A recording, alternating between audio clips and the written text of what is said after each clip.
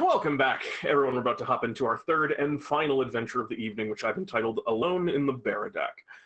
But before we get into it, we're going to take a brief moment and introduce our heroes here.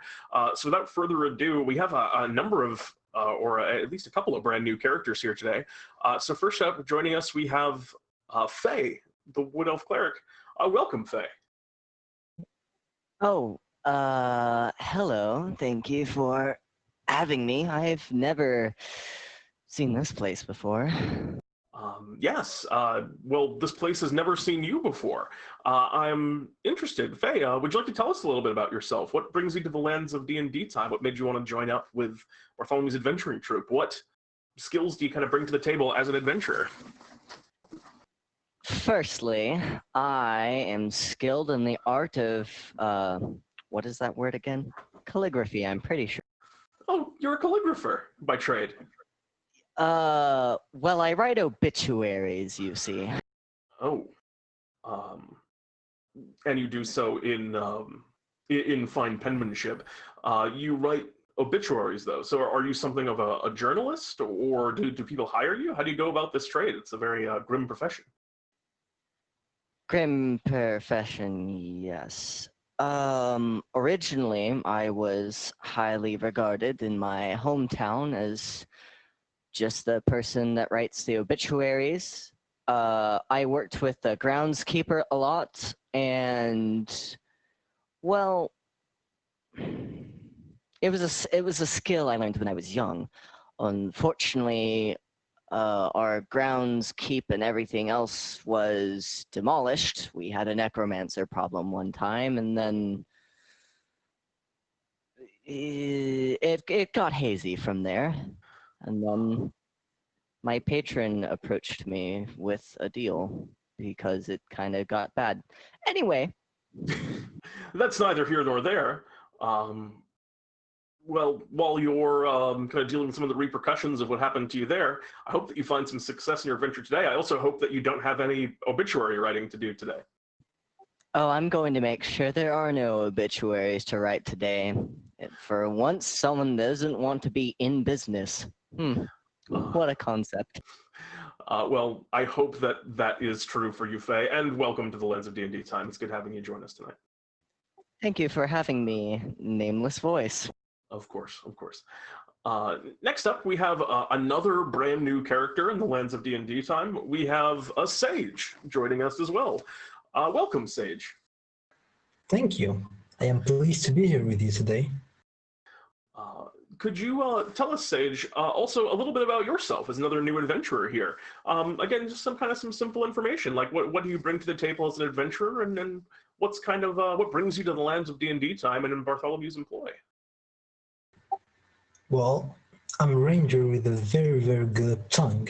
I'll make our worst enemies our best friends with sweetened words and a honeyed one. The silver tongue, I like it. But as a ranger, you also are probably pretty good with a weapon. What do you favor? Are you more of an archer, or do you like to deal with things more personally? I would rather go peacefully, but if push comes to shove, I will use my bow to make you into a porcupine.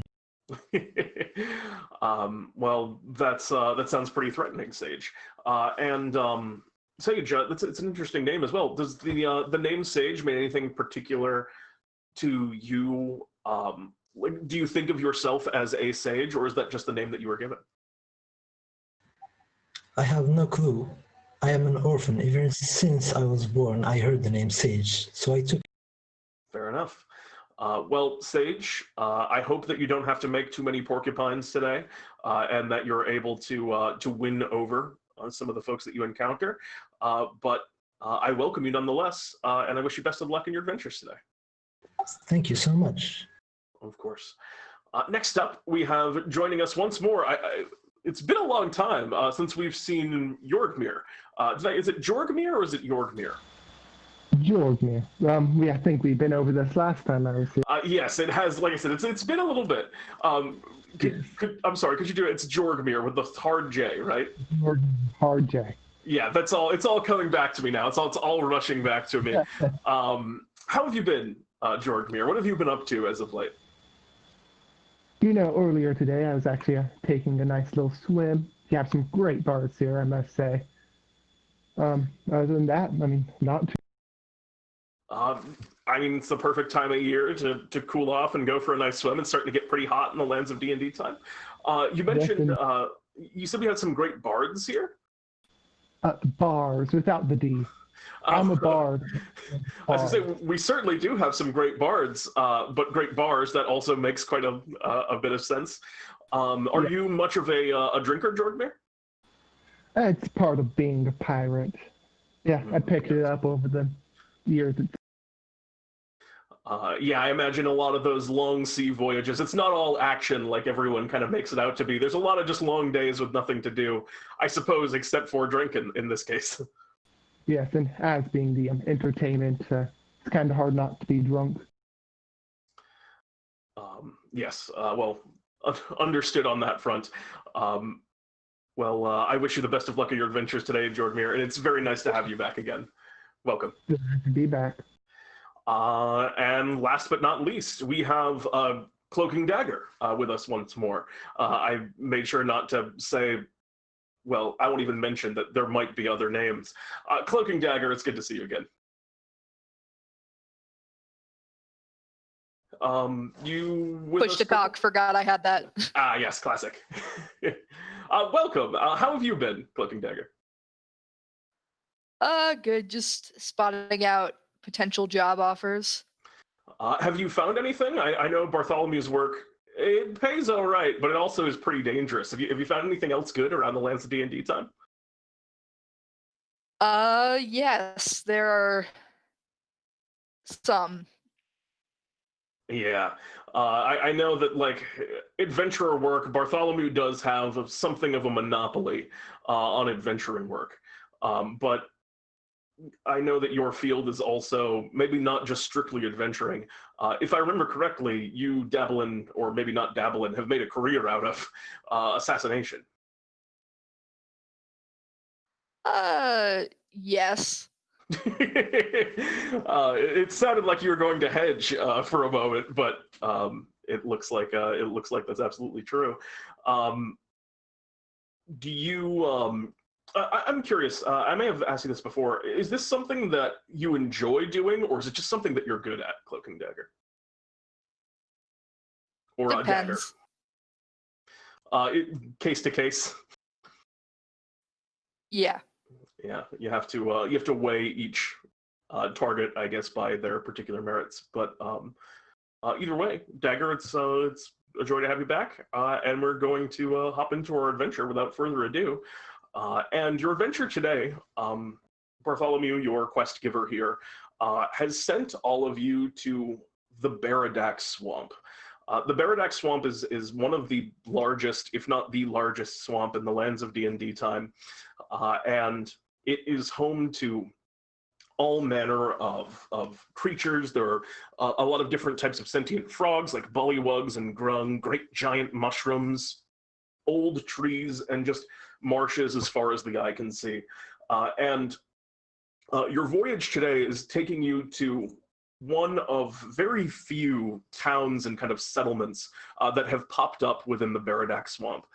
Bartholomew received a report from a town called Barrow that their kind of section of the swamp, the town that they had there, was under siege by some type of swamp monster or some sort of beast that resides in the area, and to just send help immediately. The missive had the tone, from what Bartholomew told you, of somewhat desperation. It was just kind of like sending to Bartholomew's adventures as a Hail Mary. And however Bartholomew required this letter, it got to you. And so he sent you all out to, well, answer their summons here in this marsh. You've been walking through just kind of the Fetid Swamplands for maybe an hour or two. The teleportation circle that Bartholomew used to get you into the Baradac Swamp wasn't directly adjacent to the village of Barrow. So you've had to walk for a little bit, but you're now coming up on what has to be the town. There's a section of ground. Most of it around you is just this kind of like, stinking bog. You can smell the kind of dank and smells of decay. Perhaps familiar to you, Faye, as someone who's spent a lot of time around death. Although maybe not as hands-on in your case, more writing about it. But yeah, you can smell that kind of stench in the air, and you can see the town approaching, and the town looks dark. You were sent here to particularly contact the individual who had set up the contract with all of you. Was a man by the name of Wilson, and apparently he's like the village elder or something like that you gathered. But yeah, as you're walking along the path, you come out of a raid section. The ground here is a little bit more solid, and where our adventure officially begins, you are walking into the town of Barrow. And as I was saying, there's not a lot of activity here. Things look pretty dark. Not a lot of lights. It's getting on in the evening. Not a lot of lights in the houses. What do you all want to do as we officially begin? I'm just gonna look around to see if I can see anything that at least seems out of place from what I can normally see. Yeah, go ahead and make me a perception check as you're just starting to take in the first. Oh my goodness! All right, no problems there. You begin kind of walking around and taking the town, and it's not just that there aren't a lot of fires and the hearths and candles in the windows. The town is completely empty, it looks like. The houses that you kind of examined, you go in the windows, there's just no one there. Some of them, there's food on the tables in places, but there's no people there, and it looks like the food in places is also starting to spoil. There are some like working equipment and stuff where it's just like been dropped on the ground in the middle of town, like someone was just walking past and then whatever they were carrying, they just dropped it and disappeared. This town is completely abandoned, and there's little trace of anyone living here, save far away on kind of the outskirts of it. You can only see it rising in the distance. You can see smoke emerging from what looks like a single chimney here. Faye's gonna pull out something from like obscurement in her armor and her clothing, and she's gonna fasten it basically on the outside more as a symbol of, well, something ain't right here, at least to her. It's a raven's eye, and she feels much more safe when she wears it. Is this a personal item, or does this also have a mechanical implication? It is a holy symbol. Very good. All right, so you take out and kind of clutch your raven's eye here, and begin looking around the space. It's definitely a bit unnerving, but with Jorgmir, your critical 22 on the perception check, you also begin to notice one. You begin to notice one more thing, and that is some footsteps that seem to be skulking just around the edge of the village. You can hear the sound of like a stick breaking underneath feet, somewhere off to your right, like not in the direction of the smoking kind of chimney that you see before, just a little bit off into the woodland and the swamp proper. I'm gonna tell everyone else. Okay. Stealth ahead. Scout. Let us scout. All right. You want to go ahead and which direction are you looking to go, Dagger?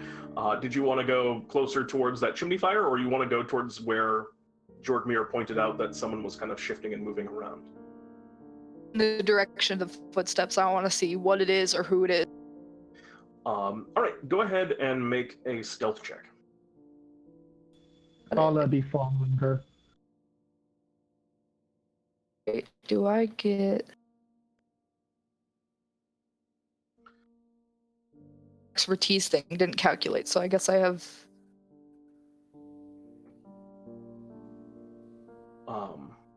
It would not be. wanna- You got it. Yep, there you go. Do you want me to stealth 9. to following? Did you say that you're also going to kind of walk in that direction, Jorgmir? Yeah, I'm gonna be following her. Yeah. Also, you would want to make a stealth check if you're trying to keep pace. 17. You did better than the rogue. Sometimes you roll a 2. Is Sage? I think I heard you say that you also wanted to kind of scout alongside. Are you doing that as well, Sage? Yep, Would you like to make me a stealth check as well then? for sure. And Faye, you're kind of hanging back and letting them go ahead right now. Is that the idea? Or are you also right up with them? Faye feels safe in the knowledge that her deity has her back, so she's not gonna do any stealthing around, although she could. And besides, if anything's gonna like happen to them or to anyone in the party, it's gonna happen to her first. That way the others can at least do what they need or want to do without getting any heat beforehand. Okay, so you hang back and get ready to help things out if anything goes wrong. But the rest of you begin moving up ahead, and you duck behind an old kind of thatch roof cottage. You can see the wood here is taken from a lot of the banyan trees here in the Baradac Swamp. And as you're kind of curving around and looking, your stealth as a group is high enough for a pass, even though you got a 9. So you guys are collectively unnoticed. As up ahead, you can see what looks to be a human man. He's wearing on his back a pack that is kind of stacked with logs in places, and he's kind of looking about nervously as he's going around and like picking up sticks on the ground. He's carrying a woodcutter's axe, and you can see him. He also has, well, like I said, he has his back is kind of stacked with logs in places. You can see further into the swamp where there looks like there's a couple of like felled trees over there. He hasn't noticed you. He looks very nervous. I approach him with a diplomacy. Okay. Well, what do you say to him as you begin kind of like revealing yourself? Dagger would have said, "Hey, we're not here to hurt you. We are here to help the town from the swamp monster. I assume you're from this town." Where everyone went. He wheels around, and you see him just clutch both hands onto his axe as he wheels towards you, and just holds it out. Don't come in. And then he sees that he hears what you're saying, and he sees that you're presumably non-hostile. Go ahead and make me a persuasion check with advantage. I think it's likely that you succeed here. Persuasion. Right, I can just click on it. Yep. 11. Yeah, that's enough to convince him. He looks at you, and he just kind of he's maybe still a little bit on edge and on guard here, but he doesn't run. He doesn't go to attack you. You said you were here to deal with the thing that's been hurting our village? Did everyone flee, or did everyone get taken? They went after the thing. I don't know what it is. Some of them were taken, and those that chased it, they haven't come back. My family's the only one left. In which direction did the ones who followed them go? I don't want to speak out here. Come back to my cabin. And he kind of is still holding his axe a little bit nervously, and kind of is looking around again, just kind of scanning the woods and just the space for whatever this beast is, as he begins kind of hiking in the way of where that kind of chimney smoke that you saw coming up was. You guys follow? Yeah, I'm gonna Could you follow describe the there. beast for us? You ask him that as you're walking back. Yeah. I never saw it.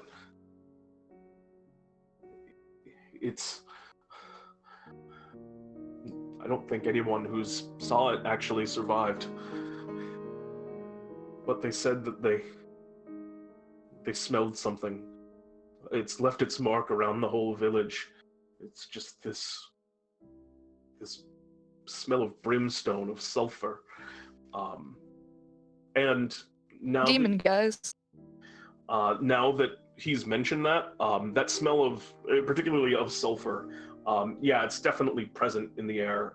You hadn't noticed it, but you're picking up on it now. While following, I'm gonna kind of hang out in the back and just keep on searching around, trying to see if I can see anything else out of the. Yeah, you can go ahead and make me another perception check.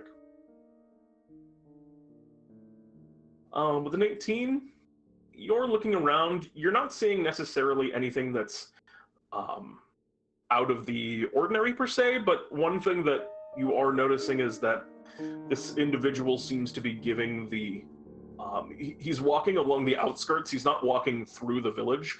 He's walking along the outsides of the houses. And the thing that he keeps like looking at and his eyes keep going towards is a well at the center of the town. It's dug here in the swamp, which you imagine it would have to be a pretty deep well in order to get good drinking water in such a marshy area. So his eyes keep flickering back to that in an unnaturally large amount.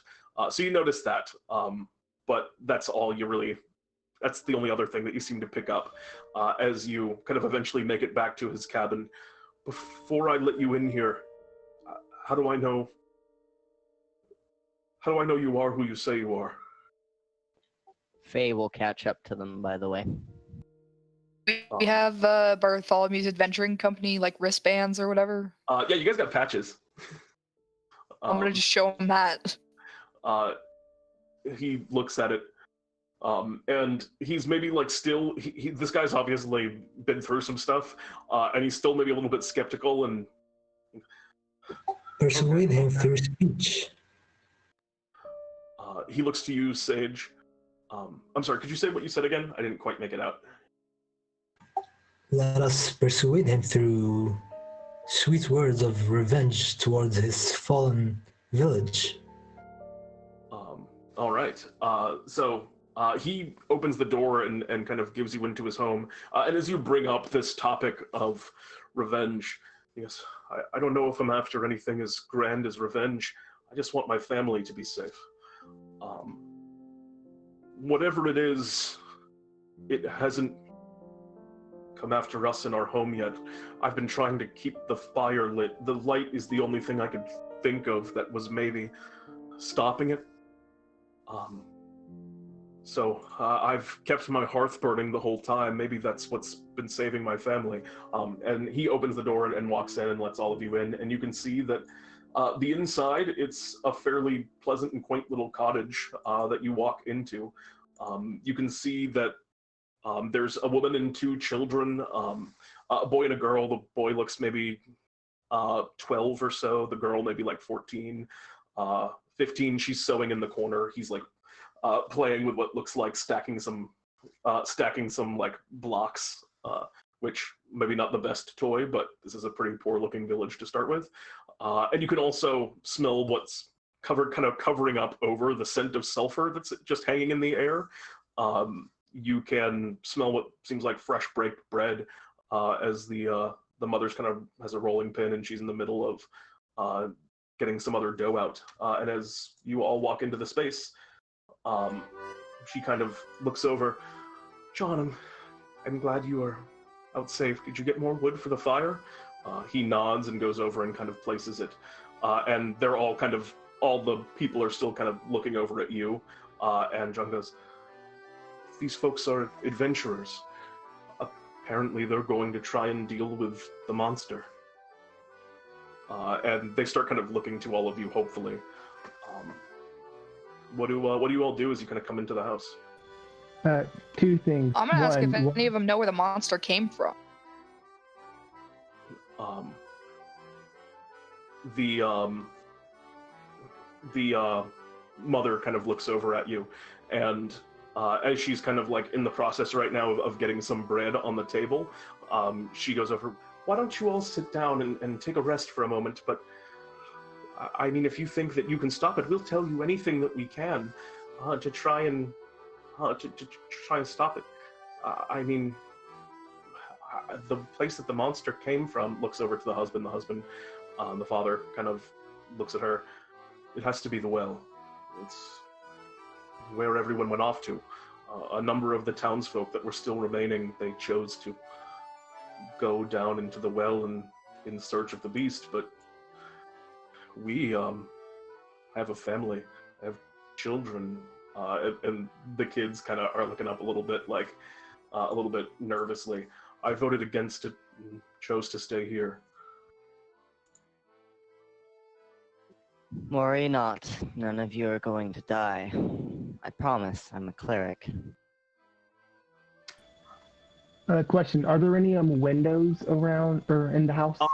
There's a window on the front face of the building, to the right of the door, and another window over on the side. Is there one that has a view of the well? Yeah, you look out the window. There's kind of, you have to move aside.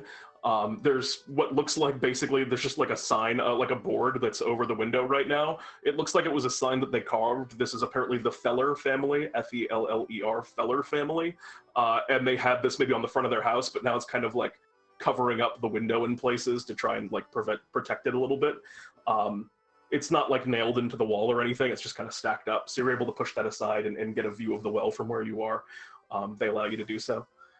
Yeah, I'm just gonna stand by the window and just kind of keep looking outside. Just again looking for anything that might pop out. Okay, you begin kind of your vigil. If anything kind of changes right now, I mean, you just see the well in the center of town. But if anything changes on that front, I will let you know. The family kind of continues. The father says, a lot of the townsfolk, they journeyed down into the well. You have to dig deep in this town in order to, well, get any water. Any of the marsh water around here is, well, it's basically poison to drink it. The well, it led into, there's a big cave down there. And it goes on. The spring that is at the bottom of the well is just the beginning of that cave system. We think it's something from down there. Something from deep below. How deep is the well? The well goes down. Well, I've never gone down it. I didn't design it. It's been here since, well, for a long time. But by our reckoning, it was about, well, it took about 5 seconds to hear the rock hit when we dropped it in.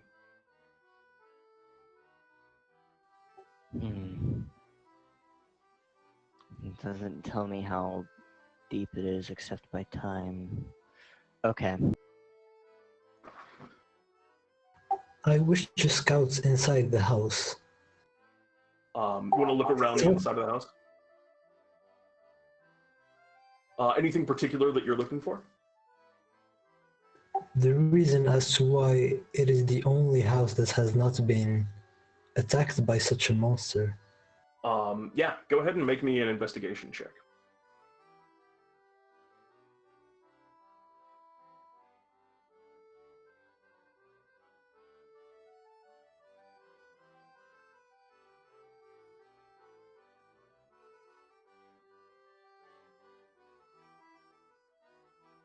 Oh my god, a natural 20. All right, yeah, you look around the house and begin checking around. One thing that you notice, the fireplace is overflowing with ash from wood kind of being burned within it.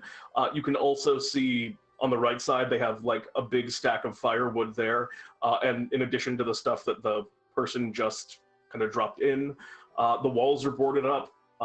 There's a lot of one thing that you are noticing. There's a lot of what look like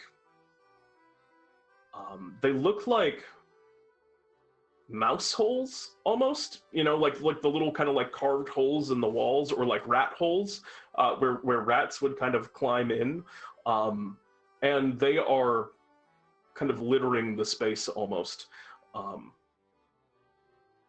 That's maybe the most noticeable thing that's strange. There's a huge amount of firewood, and it looks like they've been burning in this room around the clock, keeping the fire going extremely hot, as well as all of these kind of like carved holes in the wood. May I pick up some of the wood? Yeah, absolutely.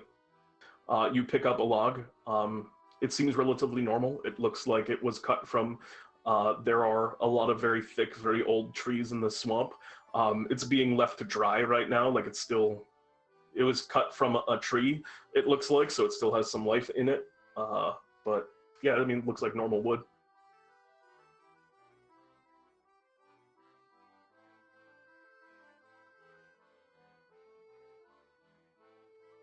Meanwhile, you can see, as you're doing that, the father kind of looks over at you and says, "Toss that on the fire, would you? We want to keep it going."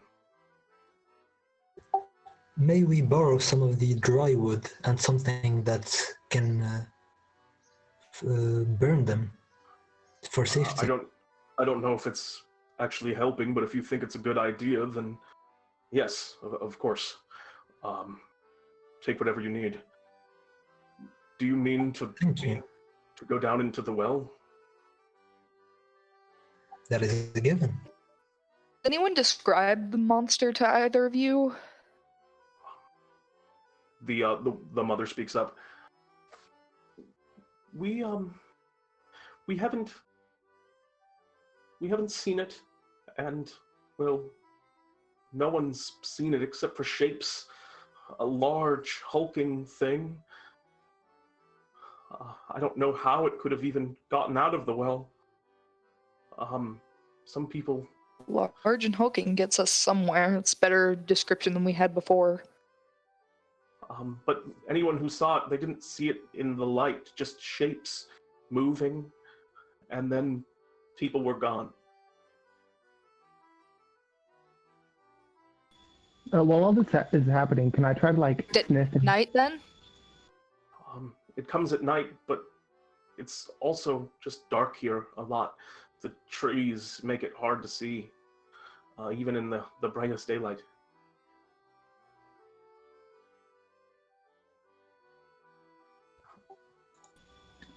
While all this is happening, can I just try to smell the room specifically, trying to catch the sulfur smell? Yeah. Go ahead and make me a perception check.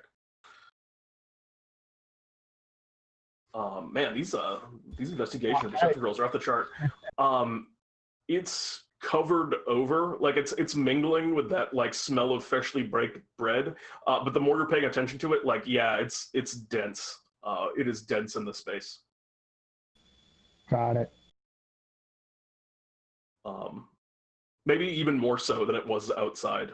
There's a lot of that sulfury smell in here. Well, isn't that suspicious? Exactly.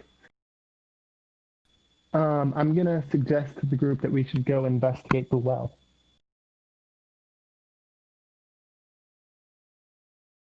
I agree. The father looks over to you.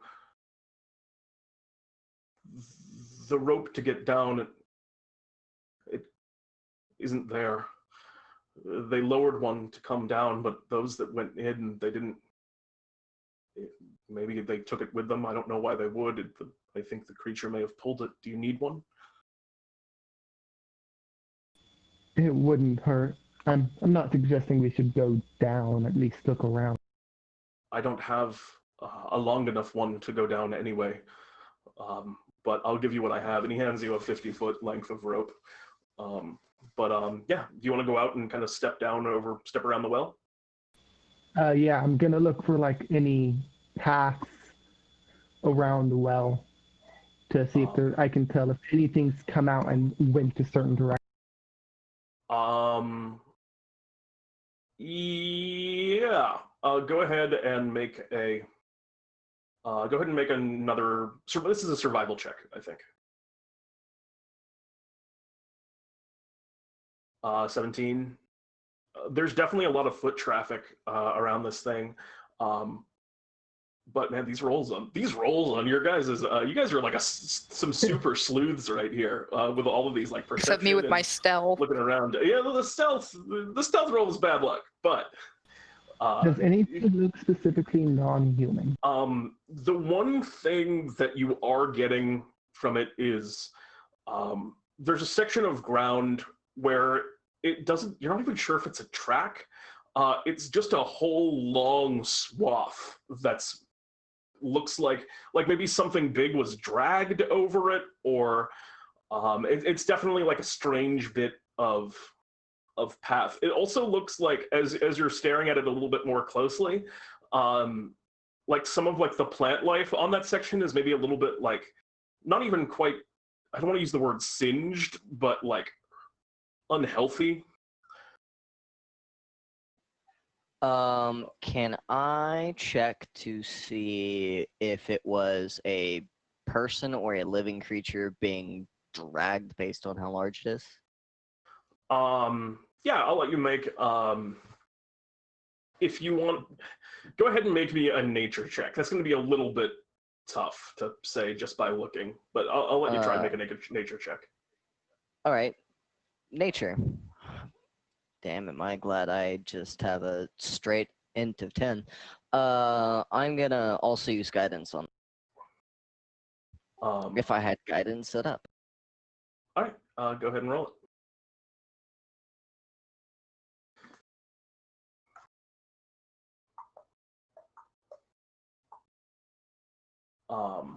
21.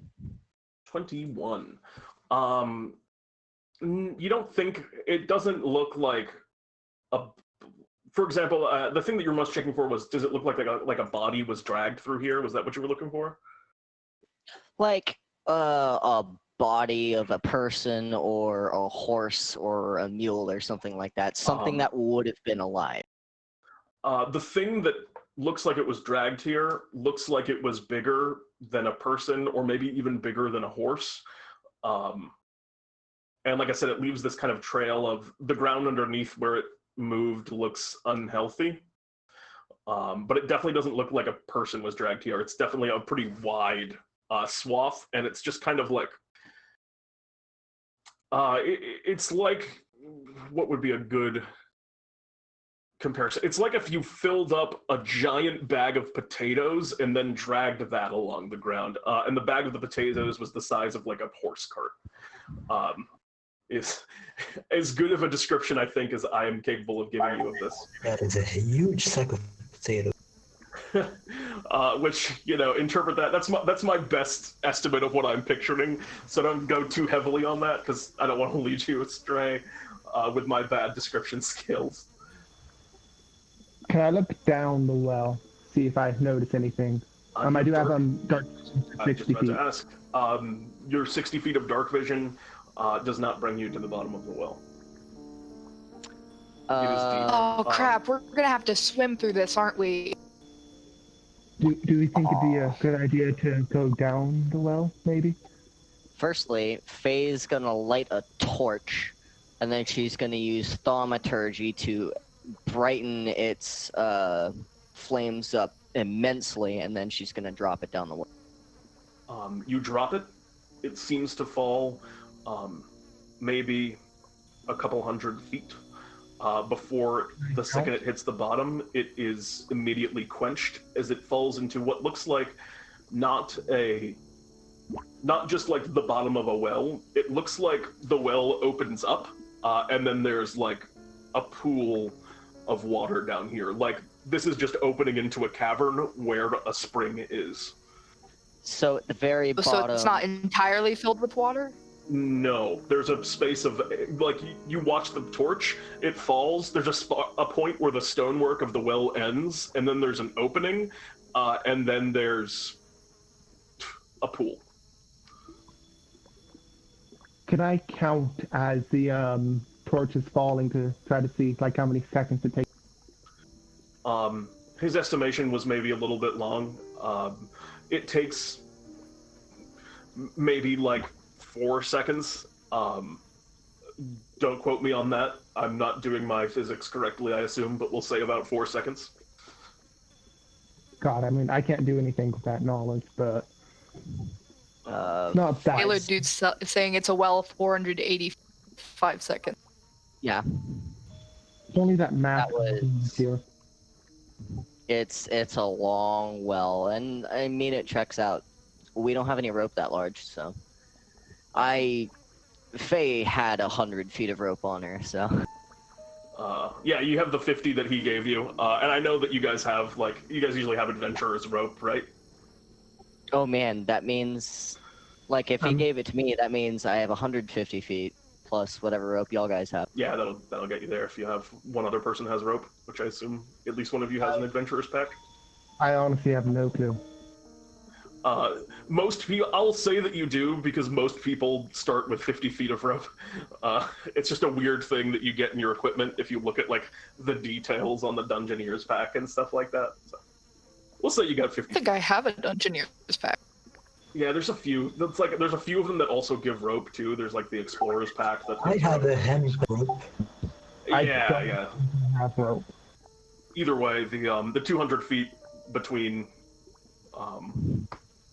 Faye's and between Faye's and Sage's I'm pretty sure. will get you there. So you can tie that all together and make a rope going down. There's a pretty solid like stone support on either side and a stone kind of crossbeam. Can I be the one to tie the knots just to make sure that the knots are really tied well? Yeah, make a survival check. I'm gonna guidance that. I have 50 feet of rope too in my burglar. See, yep. So you guys are good. You have an extra 1d4 that you can roll on top of that because of the guidance I'm doing. feature. I have a climb speed. Can I just climb down? Yeah, with the rope, it'll be trivial to go down. You won't have to make a check. You can climb with your climb speed. You can climb down at speed, so you can like whip right down the rope. Everyone else has to climb at half speed, but you get to climb at your climb speed. So 4. Yep. They're moving 15 and I'm moving 20. Well, for you it would be, your climb speed is 20. Tabaxi only gives 20 climb. Yeah, so they would climb 15 and you would climb 20. Does anyone I'm- have dark vision? I do, and right before this, I'm pretty sure Tabaxi gave dark vision too.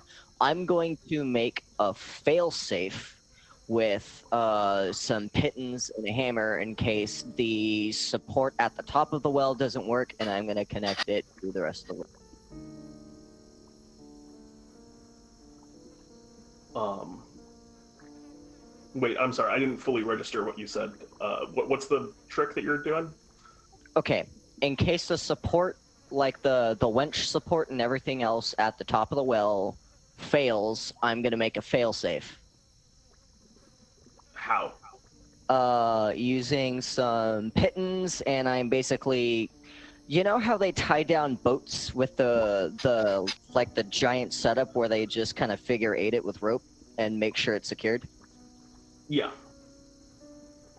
I'm gonna do that with some pittons and fastening it all together with a little bit of rope. That way, if the wench dies, we still have rope to get back up. Okay. Go ahead and make me a survival check as you try and make this contraption. This is going to be a higher DC to like basically change like the structural check. You do it. You make a perfect one. You have a perfect failsafe on it. The rolls are too real. So yeah, you think that even if like the structural integrity of the well were to give way, what you have done will prevent it from completely dropping you. Yeah, you have a rope. It leads down, and it eventually reaches the water below. All right. I call not going first. Okay. Who wants to go first? I'll go first. All right.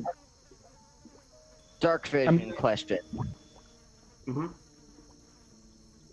Right.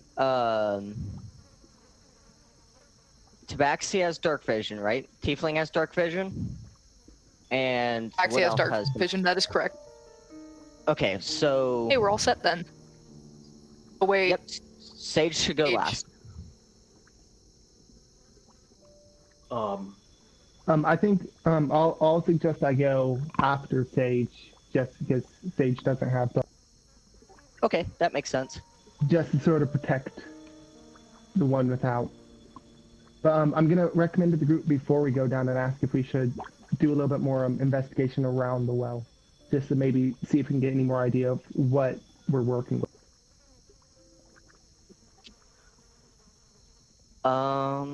Yeah, we can do that.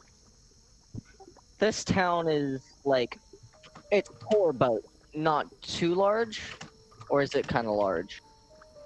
The town is. I mean, if you want to do like a full sweep around the town, it would take some time. If you want to like thoroughly look at everything in the town, it's a medium-sized town, big for the Baradac.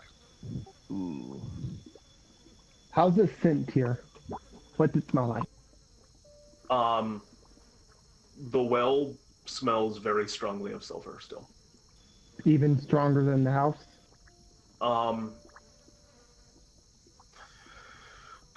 It's close. It's tough to tell at this point. Okay. But yeah, you think they're comparable. Can I look at the little trail that you mentioned earlier and see if it leads anywhere? Or if it's just a blob of... The trail that you said, Yeah, the thing I got from my perception. Oh, okay, yeah. You follow that as much as you can. Yeah, go ahead and make me a survival check to try and track that down. An 11, it doesn't seem to like. Eventually, the thickness of a lot of the plant life around here and stuff, it's pushed down, but it leads to just kind of matted, packed road where not a lot of tracks would give. It seems to go into the town. Is the impression that you're getting, but you can't really tell where specifically in the town it was going. You lose the trail. Is the bottom line. Got it. Yeah. At this point, I'm just going to recommend we go down the well. Okay. Before we do that, I had one last thing that I wanted to do, which may give us a lot of information that I didn't do for some reason. I'm gonna detect evil and good where the huge, drag mark was. What does... can you throw up the spell Detect Evil and Good for me? Appellation.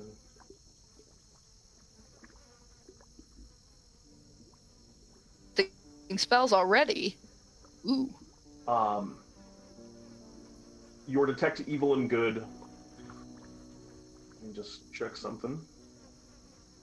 Ooh. Only 30 feet? Does not return. We can continue to concentrate on it. So it's active as you guys are moving. But you begin detecting evil and good on the ground. And you don't get any ping from that, as if to say, no, there's something here. And I'll give it to you, if there was... you don't think it's whatever made this was any of those things that Detect Evil and Good detects for. Okay. So, The ground with wasn't that... desecrated? The ground also does not appear to be desecrated, no. With that in mind, then I suppose we're gonna go down the well. So I believe you said, Dagger, that you were going to lead the way. I was gonna what? Did you say that you were going to lead the way going down the well? Down the well, I mean, I would have waited until they were done investigating their little trail, but yeah. Yeah. Yeah. It seemed like people were headed down the well, so that's what I was asking. All right. In that case, you begin to climb downwards, hand over hand, moving with your feline agility down the rope, and you reach close to the bottom. When you get to the bottom, there is a you hit a point maybe 140 or so feet down the well where it opens up into a cavern, and you can see down below what was just the pool from the top perspective is a small, like, natural spring, almost pond down here, that you can see is, like, bubbling in different places up from the bottom, like it's fed from a source. They must have just dropped buckets down here and literally just pulled the water up from this little spring in this cavern that they dug into. You're about to drop directly into water. Will we have to swim in this room? Yeah, you're about to drop directly into water, but there's also some little patches of land on the side with a cave that seems to lead deeper into whatever this cave system is. You're starting to get the impression that this might lead down into the Underdark. If anyone, or any of you are you guys familiar out of character with the Underdark? Out of character, yes. Underdark's only 140 feet. Are you guys familiar with the concept of that? I am. Yeah, I play another RPG and it's called the Darklands. Okay, cool. The Drow. You can see that these caves just kind of arc downwards, so it looks like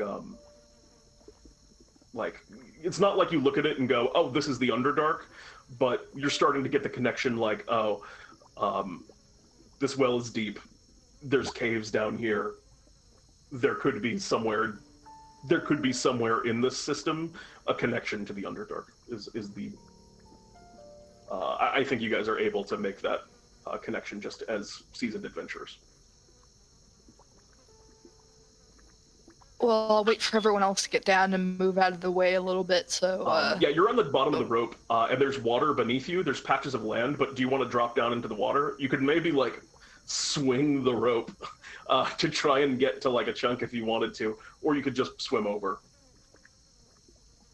I swing the rope to try to get to land. Do you want to try and do that? Yeah. At this point, what's your marching order on this rope? It's Faye, Sage, and me. Yep. So it's Okay, great. So Sage, you're above. You can see below you, Dagger is beginning to like pull some momentum and make the rope swing. The top of it kind of hitting the well and going back and forth a bit. First, make me a athletics check to try and do this. Oh, not acrobatics?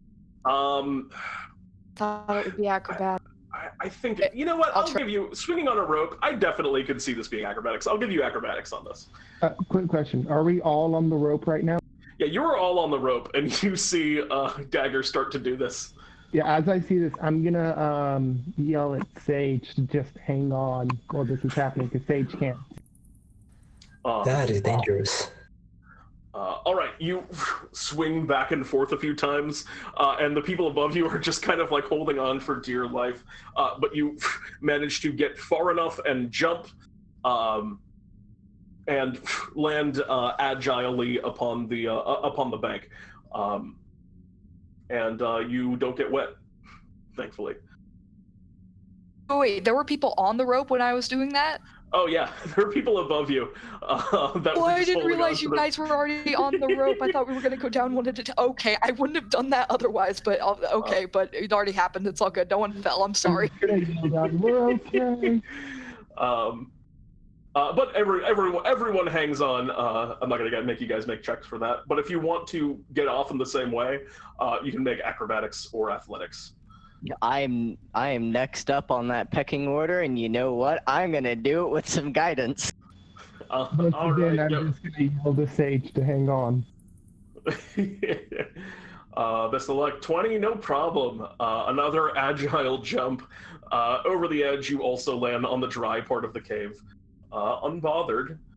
What about What about Sage? What's Sage doing? I'm gonna yell. After swearing under my breath about Faye and Shadow Strikers almost killing me, I will do the same thing. Before that happens, I'm gonna Didn't yell. know you were on the rope. I'm sorry. What were you gonna yell, Jorgmir? I couldn't quite hear you. I'm gonna try to get Faye to light a torch. Okay. Oh, hell yeah. I'm gonna light a torch and I'm gonna thaumaturgy it again. The torch blazes to life. You have a clearer view of the interior of the cave, which at the moment appears to be a pretty mundane-looking cave. And another excellent jump, this time from Sage. I like that you berate those two for their reckless while Jorgmir is still above you, hanging on for dear life, and then you perfectly dismount. Jorgmir, you're the last one on the rope. Water below. I'm just gonna Can I roll say my eyes. Yeah. What do you say? Well, not in game. I was gonna say once the torch is lit, Dagger would start immediately. Dagger would draw their swords and start immediately looking in the water to see if that alerted anything. Okay, you look down. You don't see anything immediately. Why don't we resolve Jorgmir? What do you do, Jorgmir? I just roll my eyes and jump down in the water. Oh, you're going right into the water, eh?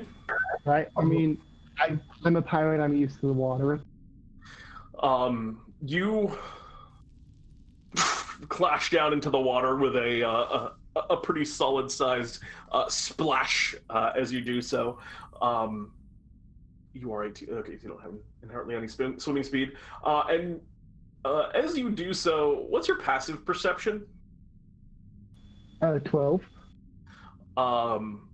You maybe just feel something kind of brush up against one of your ankles for a moment within the water.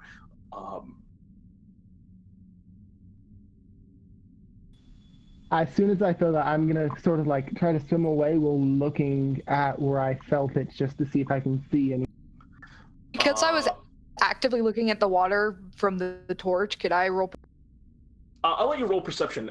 It's pretty hard to like see through the kind of dark water down here. Yeah. And I mean, I put away, but I'll let you go ahead and make a perception check. proficiency points in it, so. Okay. 16. Too shabby. You can see kind of coiling out towards him. You see something kind of like almost like tangled around his ankle down here, and you realize I think it's just algae. It's nothing too serious, it looks like, and it spooks you enough. It spooks you enough, Jorgmir, for you to kind of like jump back and swim away quickly as you can. But the inside of this pool, it actually looks pretty clear. There is a cave that kind of leads further on into this area, though. It's like a tunnel that goes into the dark here. Because I've going been then. I can't quite make out what you're saying again, Jorgmir. Because I've been to the Underdark before, does any of this look familiar? This appears to be a more natural cave. Like this isn't like the Underdark is pretty deep, but a lot of these more surface level caves where sometimes you'll get creatures like Kuatoa and stuff like that that'll come up into these from the Underdark and occupy higher level caves. But nothing about it is literally like, I'm seeing the signs of drow or any of the things that are like very deep underground and indicative of that. This seems pretty natural down here. Got it. I'm gonna sort of look around just to see again any sort of hints of what we've seen before or what's been described to us. That smell is getting actually maybe a little bit weaker than it was, but it's still very present in this space. Does moving around change the scent? How strong? In maybe degrees that are too fine for you to notice. Got it. So no. Yeah. But So I'm yeah. thinking I scout like ahead of you guys. I'll stay in the back. Okay. So you want to step a little bit ahead, I'm asking Dagger. the party if they're okay with this. I'll stay in the back. I'll be in the middle. Lead. Which- Actually, Jorgmir, you should be in the back. That's what I said. Wait, I'm stupid. Okay, I have an armor class of 18. Anyone want to dispute? I couldn't quite make out what you said, Sage. What did you say, Sage? I would like to spearhead this cave adventure. Oh yes, Ranger. Yeah, Dagger was actually saying the same. You want to? Do you guys want to go like side by side? What's your play? Sounds good. I still want to. Two people scouting? I mean, okay. What were you saying, Jorgmir? I want to stay in the back, and I'm just gonna look behind us, just make sure no one's coming. All right, I'll take in the middle then. Okay. So go ahead. I think Sage and Dagger, go ahead and make me stealth checks as you guys are kind of trying to get a little bit of a range ahead and look around. I assume that that's your intent, is to be as stealthy as you can.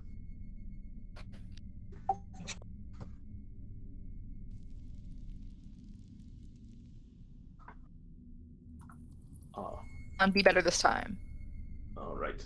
Oh yes, significantly better. 23 and a crit. Oh my goodness. All right. So you guys move further on up ahead, and you follow the cave. It's just this kind of slow, steady decline downwards, and you walk along it for a time, and you do see signs in here as you guys are passing by of townsfolk being here. You can see at one point what looks like some old shoes that have been like fallen into the cave and been left by the wayside. You can see a pitchfork that's snapped and broken onto the ground. You can see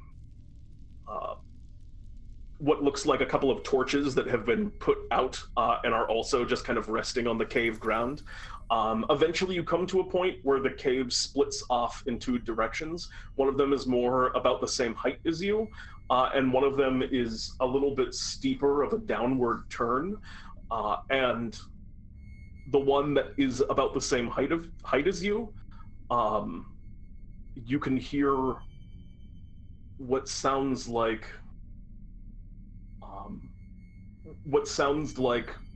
ragged breaths.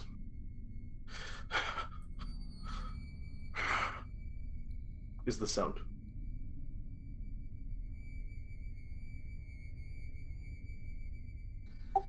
Shout down the ragged breath alley and try to figure out if it is a townsfolk stuck in there.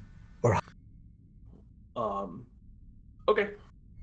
You curve around the corner and begin going that way. I'll let your stealth checks that you've made already stand to the reason this individual isn't more on guard also. Is because you guys stealth. I mean, we were so probably wait for the outrageously party high. to catch up to us first, and then go ahead against the way we're going. Discuss it, yeah.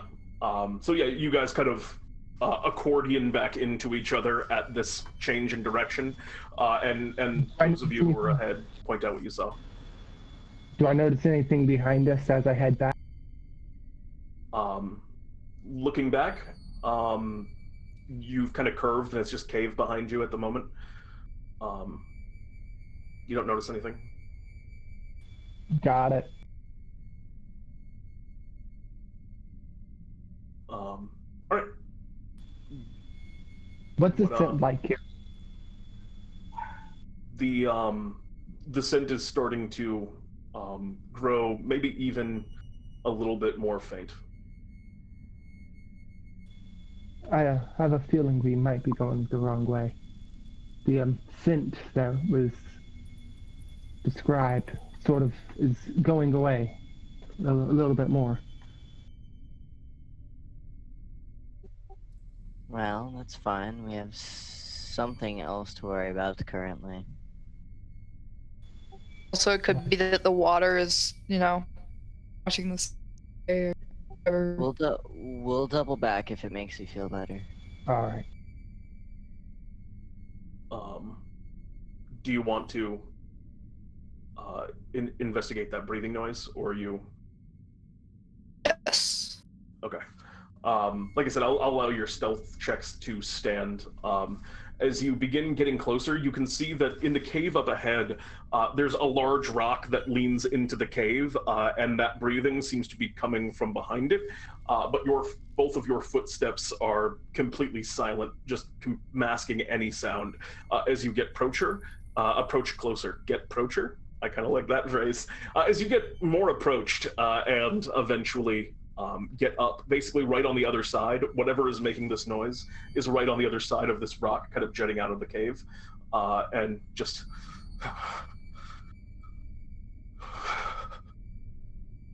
is what you can hear. What do you do? Can we try to see what it is? You could like poke your head around. That would be kind of giving away stealth, because you're like, you can tell it's like they're on the other side of the door, and to actually like look and see what they are, you'd have to poke your head in the door, and then they would inevitably see you. So if you want to look and see what it is, then you'd have to give yourself away. Actually, I'm gonna make a diversion. Using thaumaturgy further beyond that rock, like deeper down the area. There's an area deeper down that way, right? Yeah, the cave kind of continues for a little bit. Okay, using thaumaturgy, I'm gonna make creepy noises down that way to catch the attention of the ragged breathing. What is the creepy noise that you make? Ooh, I'm a ghost. No. It's gonna be kind of like, ooh, I could scare the person with ritual chanting. Can I cast thaumaturgy as well? You guys can team up on this one if you would like. That's the plan. So you're gonna make a ritual chanting sound. That's particularly terrifying. What's Jorgmir gonna do? One of the things in this spell description is the cry of a raven, and I like the sound of that. Ooh. Okay. So from the My opposite character side. likes that. Oh yeah, that's true. From the opposite side, you guys hear this kind of shrill raven cry, and then just what sounds like this odd like ritual chant that seems to be coming from the other side, and you just hear from behind the rock just, what the, oh no, and they kind of begin to hear them kind of rustle and stand up, and you see them begin to move. There's kind of a step on rock and then a drag, and you can see now limping out from behind the rock what looks like a very battered and beaten up human.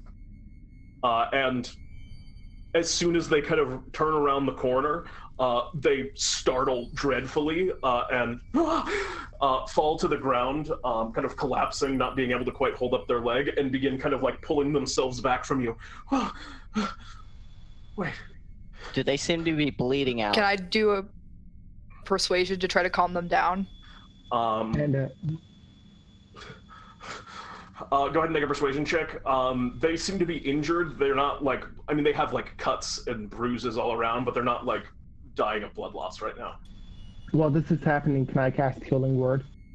Yeah, you can absolutely cast Healing Word. I'll give you advantage on your persuasion check because you've used Healing Word. If you want to go ahead and make a persuasion My check. persuasion check? Yeah, you said you want to make a persuasion check to try and calm them down, right? 19. and he kind of stops. He feels what as he looks down at his body, and some of his wounds kind of close over. He's still like covered in dirt, and his leg isn't going to heal in just a healing word, but of 6 points of healing is pretty good. So yeah, he's looking. He's definitely looking a little bit better, and he kind of stops for a moment. Yeah. He looks behind you for a moment. You see him kind of smelling the air. You're not the thing. Also the badge that we have. He doesn't seem Have to you like. seen it? He doesn't seem to like immediately like recognize that, and also he can just hear you in the darkness. Kind of speaking. He's a human. You have to assume that he has no way of seeing you right now, because you guys I have kind a of snuck torch, up on him. but Yeah, we have the Okay, so the torch is relit. I assume that for sneaking purposes, you weren't like showing the light. we were staying back anyway, sort of. Yeah, but yeah, you have the torch now, and so we can kind of see you. You're not it. Have I seen it? I've been down here. I came down here to kill whatever it was.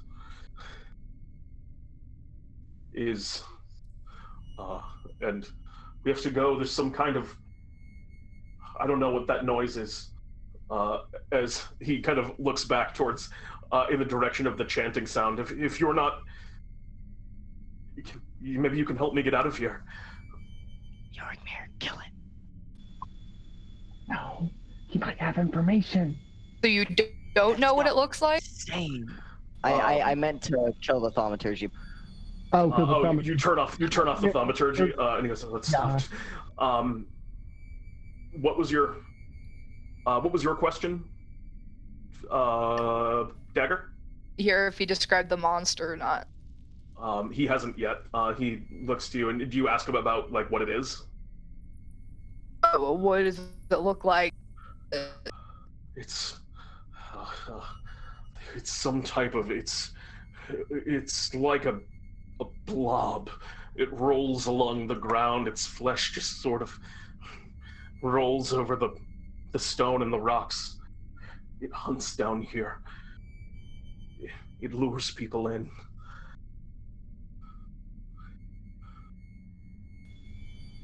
Can I make some sort of check to see if I can recall anything that matches the information that we were able to gather all along? You don't have to make a check How for does that. it lure people in? One thing I will say, is that a big sack of potatoes, like I was describing before, a big, just amorphous blob, definitely sounds like the tracks that you saw outside of the well. But he says,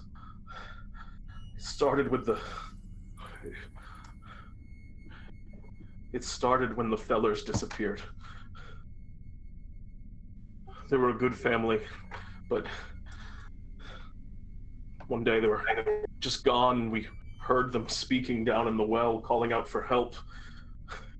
No one who went down to help them came back. This is a trap. Wait a second. This doesn't sound good, does it now? Fellers were the people that talked to us on the surface. This is a trap.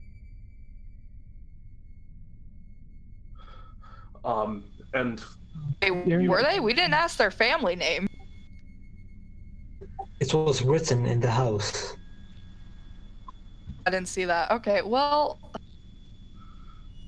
Can I make a deception check to just see if he's telling the truth? an insight check, yes. Yeah, that's what I meant. Yeah, no, I'm- yeah. I was gonna do something, but it doesn't matter.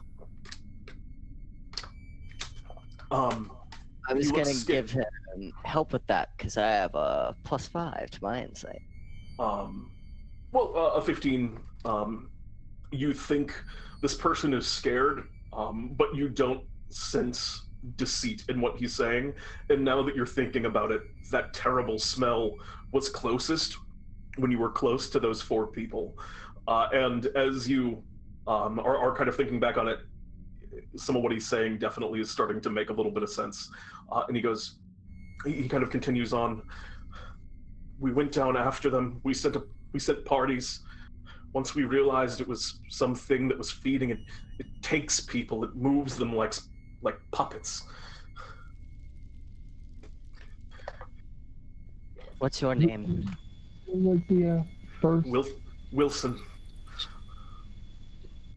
Wilson. Wait, If you- and you see his eyes kind of widen, and he looks at you. You're the adventurers. I sent out a letter to Bartholomew. I figured he could come here. You're adventurers. Yes. We need you not to I'm gonna panic, turn right? around and.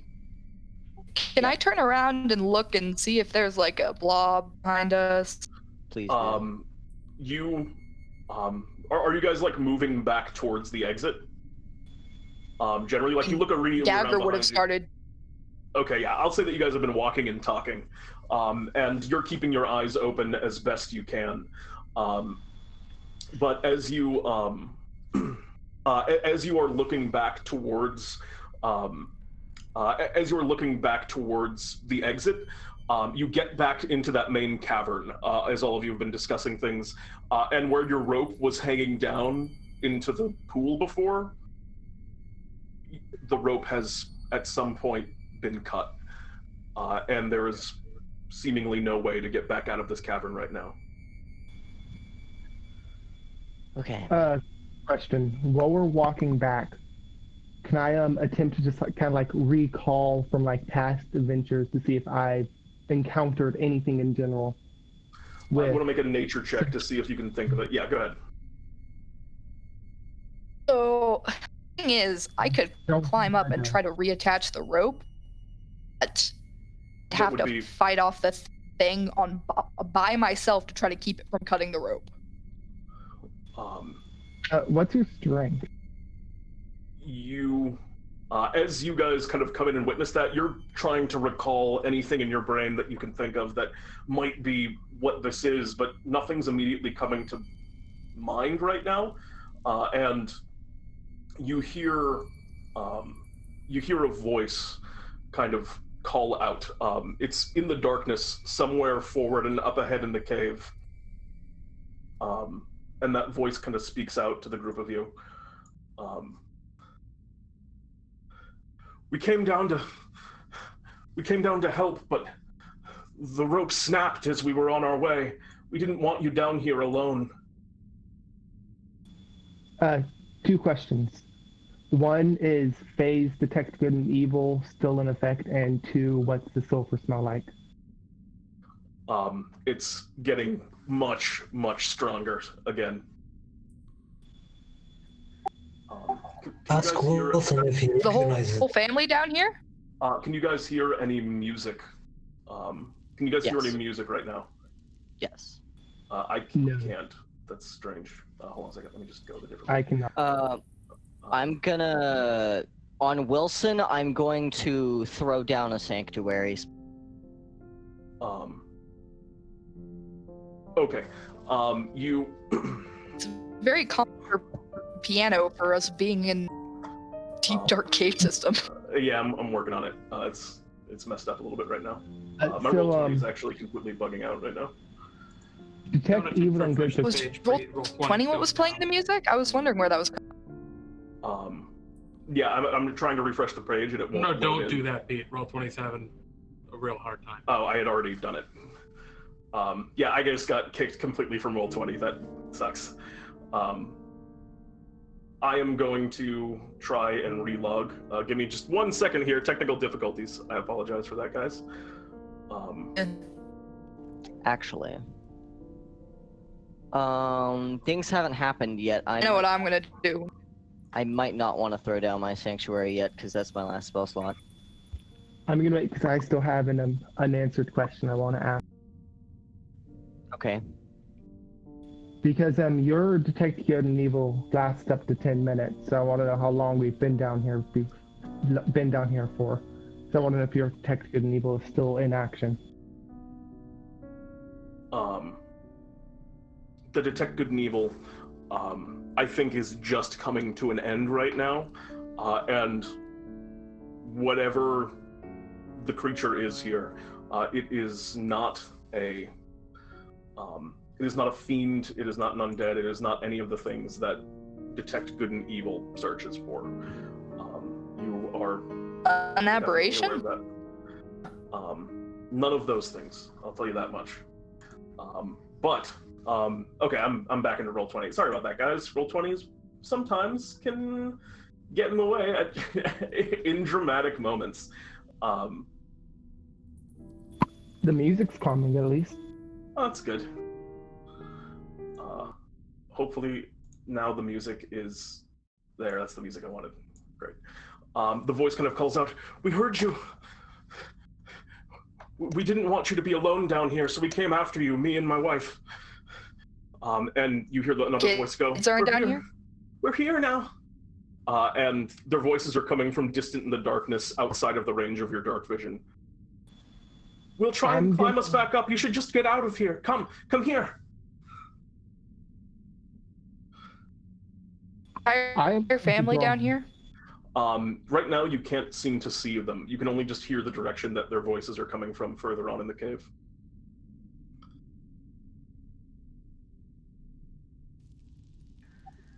They're I start lighting a fire with the dry wood I had before and put it aside just in case.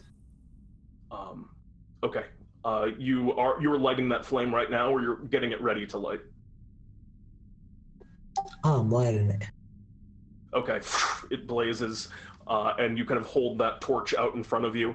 That torch kind of piercing through the darkness a little bit further, along with the torchlight that I believe you're still holding up, Faye?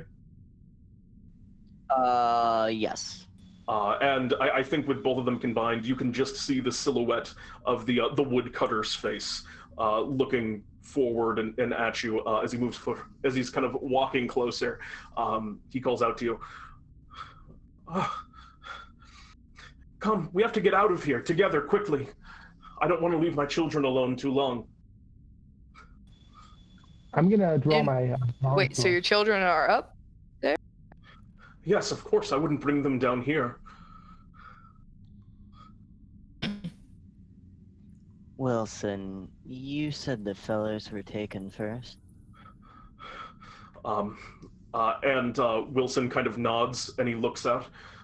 There's nothing left of them anymore. They're just puppets. Don't believe their lies."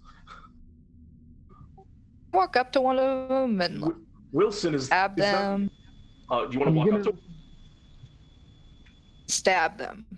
Oh, okay. Go ahead and make a deception check as you walk closer, as you're trying to conceal your actual intent. Because right now they're just kind of inviting you to good. I'm going to whisper. As far as I know, this is the blob. So I mean, Who's being whispered to? Just anyone in my general area, and I'm gonna ask, what if we follow them and they could take us to the whatever this is? I'm pretty sure if they're animated, they're probably it. Go ahead and... Give me a second, I'm looking at it.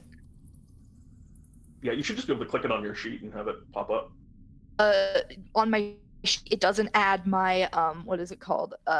Expertise. We'll just tack the extra 2 on top. Yeah. Because it'd just be an extra +2 for your proficiency. So.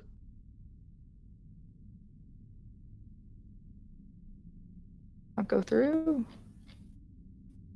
Yeah, Roll20 is having some issues right now. I hope it's not everyone. Well, it seems like it might be. If you want to just roll it manually, I guess, in chat. I think I entered the command wrong. Oh, there it is. There it is. In 18, you walk up to them, kind of giving this posture like, "Oh yeah, I'll come with you and help us all get out of here together." And then you kind of wheel around and just go ahead and make me an attack roll with advantage, because I think you're an unseen attacker here. I have advantage. Does that mean I get to do sneak attack? Yep, absolutely. Let me see.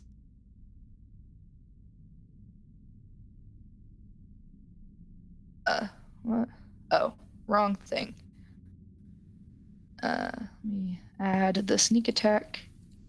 And I'm gonna hold an action as this occurs, by the way. 13. That rolled damage? You can't hold an action outside of initiative, unfortunately. Okay. Never But mind then. we're going to be rolling for initiative basically right now. Go ahead and roll damage on that. Okay.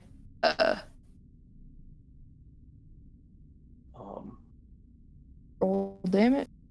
Is this damage? You want to click Oh. the word short sword where it came up in chat. Yeah, click the name Sorry. in chat. Yeah, in the chat. Oh, okay. There you go. 9 points of 9 points of piercing damage. The short sword stabs in, plus the extra 1d6 dig attack. You can roll that, but we'll chalk it onto the total after. As you stab into the as you stab into, are you going after the father or the mother? The father. Okay. As you stab into him, he kind of looks down at the wound, looks up at you, barely kind of flinches, and looks across over at all of you, his head kind of slowly turning.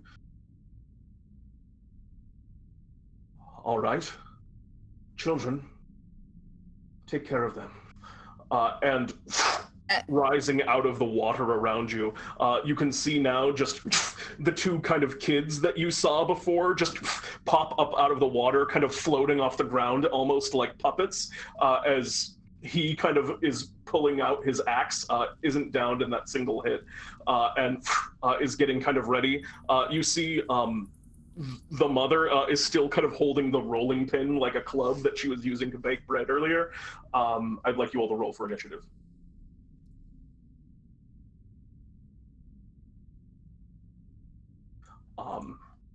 And one final thing that you notice as these kind of kids pop out of the water, they are tethered by kind of these lines of green slime that seem to emerge from somewhere kind of under their clothes and move deeper into the water below. The first to act in this case is going to be Faye. What would you like to do, Faye? Okay, so I'm gonna I'm going to cast a spell with my Raven's Eye. There's the intense music. Yeah, go for it. She's gonna mutter a little prayer to the Raven Queen, and then she's gonna fire a guiding bolt at him. Which target are you going to go for? I'm going for the father, the guy lifting the axe. All right. Go ahead and make an attack roll. 22 is absolutely going to hit. Go ahead and roll damage on that. And the next person to hit him has advantage on the attack. You watch as soon as your guiding bolt strikes into the father, all four of them blaze with that same kind of divine light. And also as you strike the father, the axe kind of falls from the hand, and some of his form seems to dissolve in sync, and that tendril falls downwards and into the ground. That's 12, even enough for that, the extra sneak attack that was going to get added onto that. So is the father dead? Or... The father, they seem to be, one thing that you notice, all of this seems to be one creature, but with a lot of different, like, tendrils that are sticking out from it. That father seems to be out of the fight, whatever he does. And that's all for your turn. Do you have anything else? Hold on.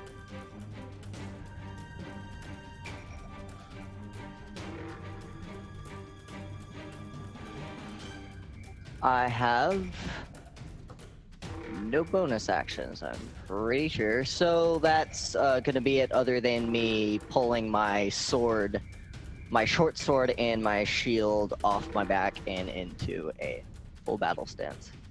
I'm gonna move in front of, well, like not in front, but I'm gonna move defensively with the ranger.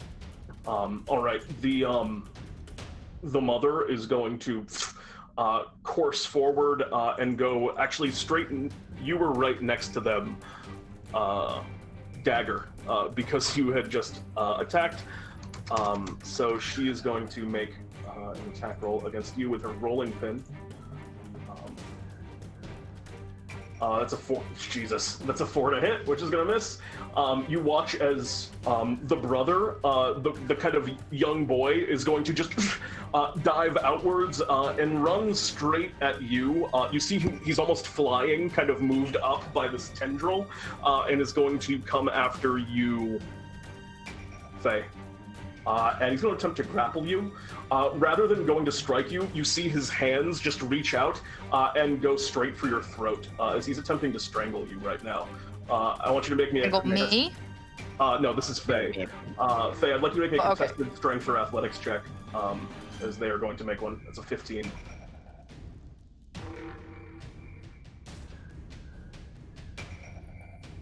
$11. 11 does not help me. Their hands kind of fly up towards you and get around your neck. You take 1 point of just like bludgeoning damage just from the physical crushing, but also you completely are cut for air, and you are starting to suffocate all of a sudden, standing here on land. If he's able to hold on to you for too long, you might just die of oxygen deprivation. You have 2 more rounds on that. Actually, what's your constitution? No, it's just 2 more rounds, actually. Yeah. 2 rounds. That is going to bring us to. The sister hasn't acted. The sister is going to move over to you, Sage, and you watch as they're kind of holding a sewing needle in their hand, and they begin to weave it through the air, and they're going to make an attack against you. That's a 13 to hit. Is a 13 going to hit you, Sage?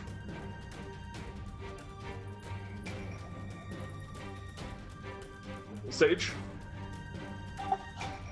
I do not know. Well, what is your armor class, Sage? One second. Armor class is towards the top middle of your character sheet. It's to the left of initiative. Oh, it's 14. So that's going to miss. They have to match, so they actually just barely miss. You see, like, there's threads flying to the needle, and they start to, like, dart through the air. And they're trying to, like, tie you and, like, bind your arms and stuff with the needle, but it just kind of doesn't pierce quite through your leather armor that you're wearing, and they fail on that attempt. And that's... For the rest of their turn, you watch as from the water now emerging, you can see the middle of this form, the huge center of this oblex, which emerges up from the ground, just this big green amorphous blob with all of these tendrils and puppets kind of leaning out from it. And that's all for Foe's turn. That is going to bring us next in initiative to... That brings us to... I believe it's me. Yes, that is you next, Jorgmir. Can you describe the battlefield as of right now? Because my plan is to cast potentially Thunderwave, and I want to know if I can get them without getting my party. One thing to understand is that this creature is one collective being, so you wouldn't be able to get... So the answer is yes, you could hit it without hitting anyone else. You could just find a spot on it, like you could go up to the main body, but they all kind of share hit points in a sense. Yeah. If I could get some like the tentacles to go down, that'd be much better for everyone too. Yeah, you can aim at one of the tentacles. Like I'd say that you could hit any one of the tentacles without hitting anyone. Okay, I'll cast Thunderwave at the little girl who did the sewing. Yeah, I guess I'm gonna say actually anyone but the boy who's literally grappling your ally. But the little girl you can absolutely hit. She's gonna make, or the Oblex is going to make a Constitution saving throw, right? Yes, it is. All right. Let's see how it does. That come up? No, it did not. 9. So that's going to absolutely fail, I assume, whatever your DC is, taking 9 points of damage. The little girl with the sewing needle is blown backwards. It's not enough to bring that particular one down. However, she does kind of like... doesn't make any noise, doesn't physically react to the pain, but you do hear kind of like a grumbling come from within inside the main kind of blob of the Oblex. And she gets knocked back 10 feet. And I'll also give Bardic Inspiration to Faye. You can absolutely do that. Perfect. You gain a Bardic Inspiration, Faye, and we move next in initiative to... natural one. So that would be you next, Dagger. What would you like to do, Dagger? Would I think that attacking the main body would deal more damage than attacking the tentacles? They seem to be one and the same, so you don't think it would make much difference. Well, the mother's right next to me, so I might as well just attack her. You have advantage on that attack. You do. Thought From the guiding bolt that Faye shot out before.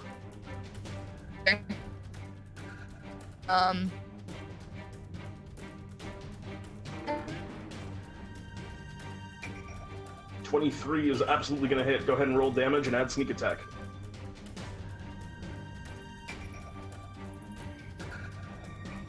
No, that can't be correct. Well, that's base damage, but then you have to roll another d6 for the sneak attack.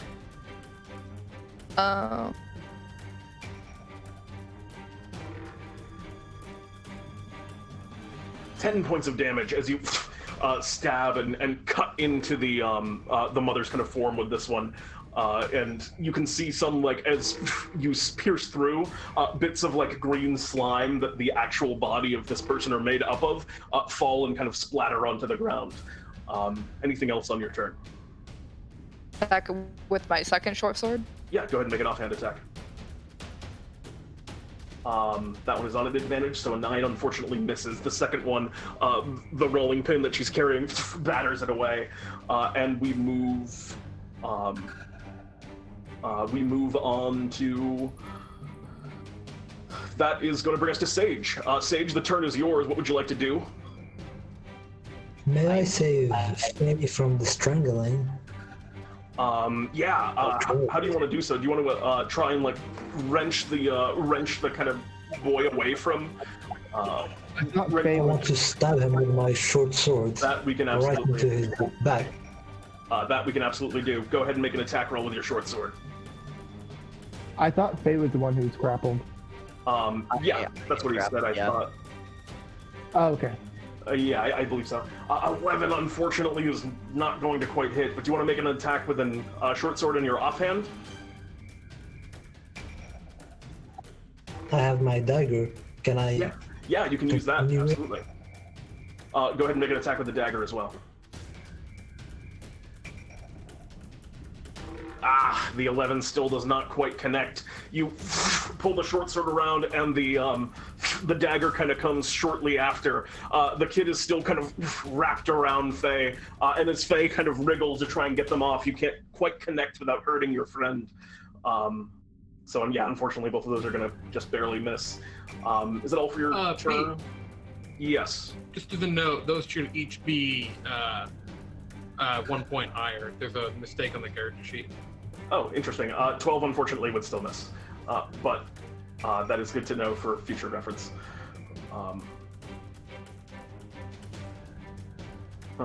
That's odd. But I believe that is going to bring us next around to the top of the initiative, which was you, Faye. What would you like to do, Faye? There's a kid joking you. Is the Bardic a 1d4 right now? Yeah? Bardic's a 1d4. Okay. Yeah, please allow me to get this creature. This kid off your head? Yes. It's actually a D6. Go ahead and make contested athletics or acrobatics. Wait, it's a d6? I checked that carefully. That's what right. it said. Now that it's said, of course. Oh, I did not know that I contested with athletics. You didn't say that last time. Yeah, just a grapple. Just a classic grapple. Okay, well, I'm gonna use acrobatics. Best of luck. That was pretty notable. Without the Bardic Inspiration, you are able to succeed. You just kind of pull the brother's body from your head, his hands. You are able to catch your breath, resetting that kind of timer on you. Yeah, you still have a bonus action if you'd like to use it. I have nothing I can use it for.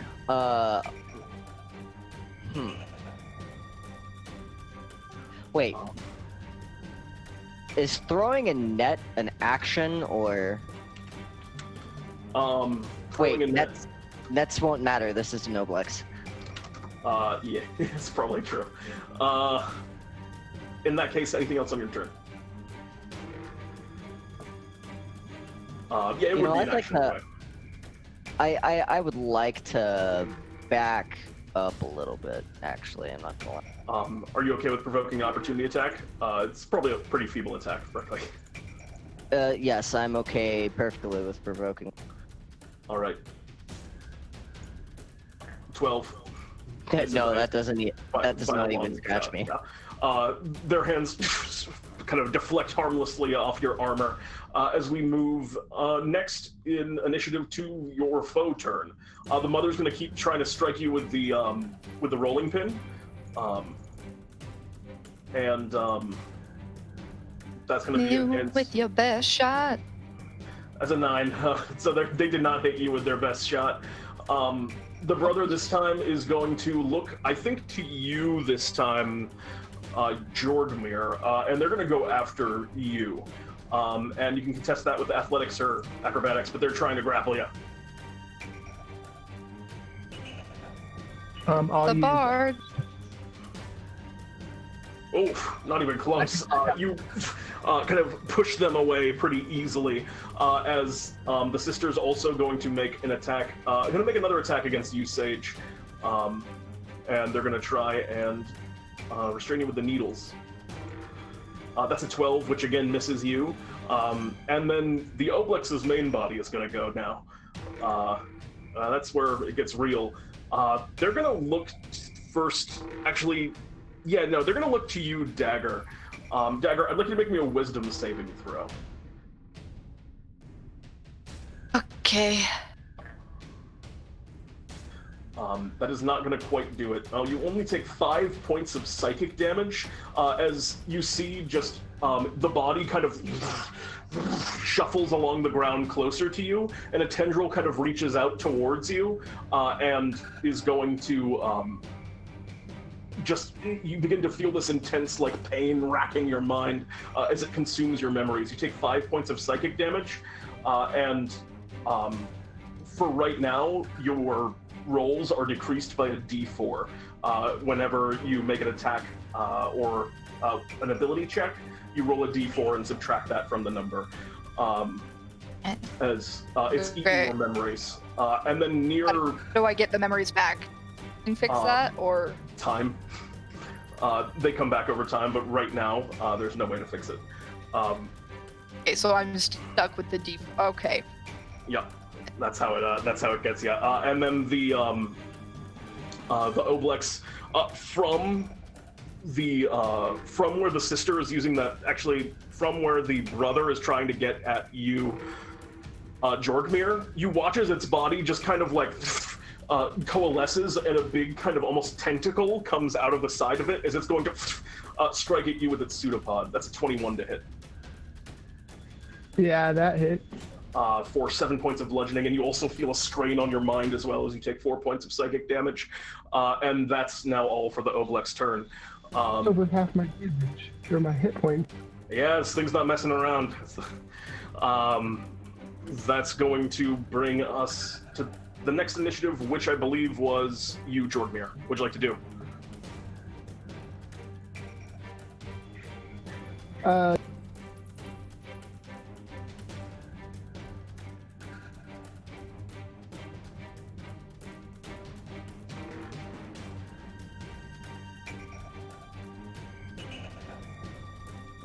What's it gonna be?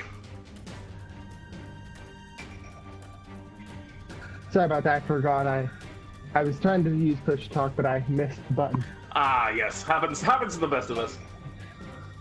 How's the my allies looking hit points wise?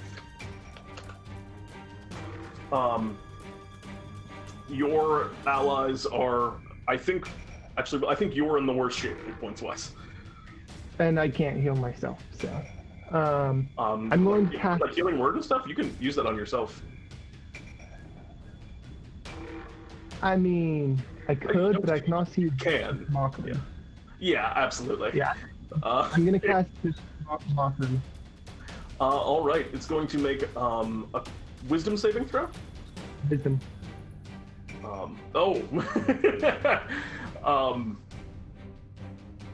payback for me failing mine. Yeah, you critically failed. Go ahead and roll a d4 for one thing. For the damage. Memories will be avenged. It has the disadvantage. Takes 1 point of psychic damage. What do you say to him to viciously mock this Oblex?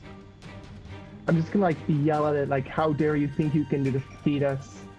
And just sort of like yell loudly at it. I've seen blobs more amorphous than you. You're not even trying. And as you kind of call out this taunt to it, you watch as for a second it forgets that it's trying to put on personalities for all these 3 kind of puppets it's still controlling, and all of the puppets just kind of rear up at once and their mouths open, and they just kind of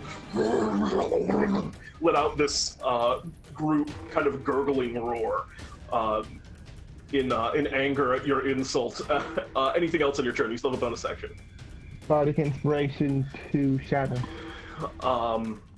All right. You send a Bardic Inspiration over to Dagger. As we go now to Dagger's turn, what would you like to do? I can't heal myself. So, I'm gonna try to attack the mother again. And Yeah, what does go Bardic for it. Inspiration do? You can roll That's 6 and 1d6. add it to your results after you roll. So go ahead. Roll a d6. Yeah, but you can decide after you roll, because if you roll a crit, you don't need it, you know. Right. So go ahead and just make your attack roll to start.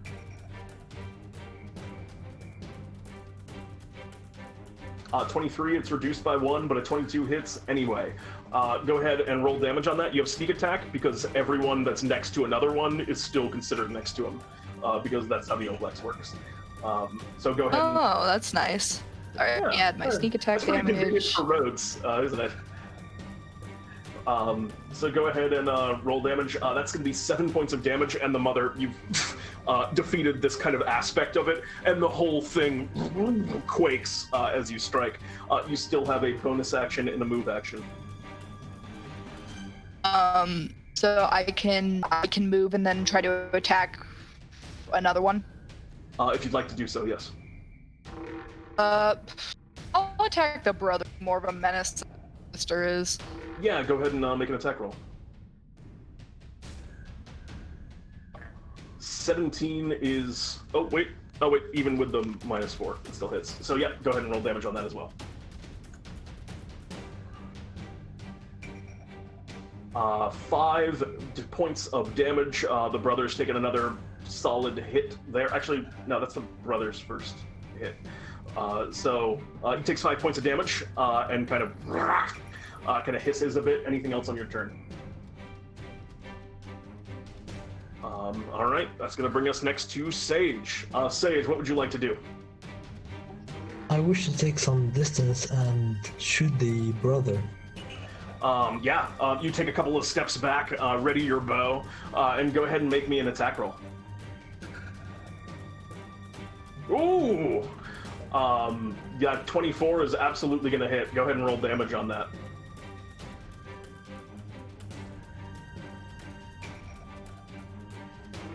I'm sorry, the way that you, my apologies, the way that you roll damage, you want to click on the word longbow where it just popped up in chat. So that's going to be, the +8 is if you crit, so it'll just be the 4 points of piercing damage. As the longbow shot fires through the air, it goes right through the body, kind of slime oozes out as the thing looks at you menacingly. It's very near defeated, although not quite. Anything else on your turn, Sage? Is there anything else you want to do? No. Okay, yeah, you kind of draw some distance and you're just laying down this suppressing fire here. As we go back around to the top of the initiative, it's you again, Faye. What do you want to do? Oh, whoops. Push to talk. I'm gonna Sacred Flame it. Oblex is going to make a dexterity saving throw, which it succeeds, unfortunately. Your Sacred Flame appears in the space, and you watch as it almost like bends its body around the area where the flame started to appear. Its amorphous form kind of almost helping it in this particular instance. Is there anything else on your turn? Yeah, spooky. It's definitely spooky looking. You know what? How far am I away from it right now? Like 15, 20 feet? From the main body, yes. I'm gonna... Oh, you were next to the main body, Dagger. I forgot to take an opportunity attack against you. That happens. Yeah. How far am I from my allies? You are... You could get to any one of your allies, but no one is next to each other right now. Well, I'm within 30 feet of them. Yes. I'm gonna try and push the outskirts of that, but not like leaving 30 feet away. Okay. So you take kind of a step around and begin to move away. Both the brother and the sister have both taken some pretty heavy blows, so they're almost down, but they're still going to try and strike. The first one is the sister's gonna go after you, Jorgmir, as they fly at you with the sewing needle. And that's a 15. 15 hits you, Jorgmir. You might be forgetting to push to talk again. Oh, apparently having connection issues. Can you hear, Jorgmir? Yes, I'm back. Excellent. That's a 15 to hit you. That hits. You take 1 point of piercing damage, and as the needle kind of strikes into you, it darts around and kind of like sews the arms of your clothes to your sides. You are temporarily restrained. Is that on 15 with disadvantage? Oh, they have disadvantage on their next attack. My apologies. They completely miss. Nice catch on the vicious mockery. My mistake. That's going to bring us then to the brother, who's going to try and go after... I think they're going to go after you again, Faye. And they're going to try and strangle you again. Contested strength or athletics. Remember, I'm 30 away. You get a beat of 7. It's a 7 to beat? Okay. Yep. As they come flying through the air, but you manage to dodge out of the way as they go for you. And then the main part of the body is going to continue to kind of move over. And they're going to make an attack. I think they're going to make an attack against you.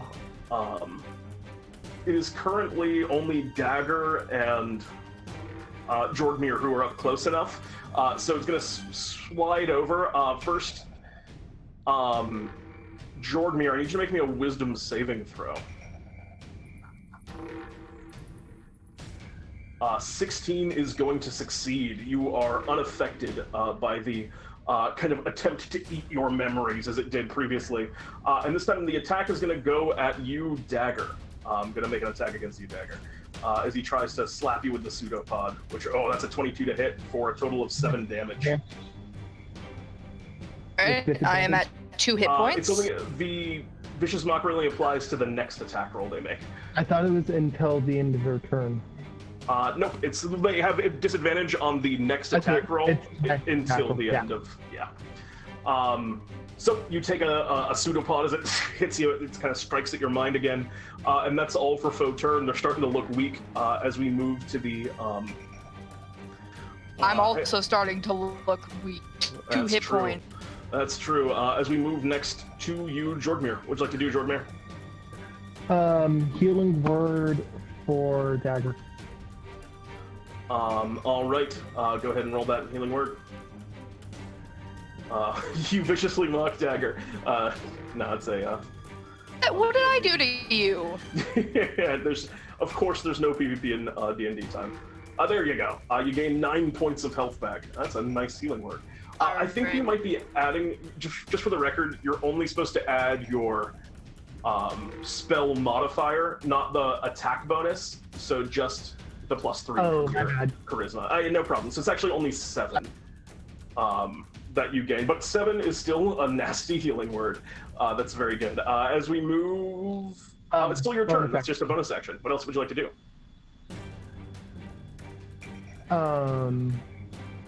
Give me 1 sec. I think I'm gonna Vicious Mockery it again. Yeah, do it up. Oh, they're gonna make a Wisdom saving throw. They Okay. get another crit. They're just weak here. I'll let you. You can use. You already rolled the Vicious Mockery. 4 points of psychic damage. I'll just give you the. What do you say to them this time? As you mock them. Again, like yelling, like you can't even hit us. You are weak.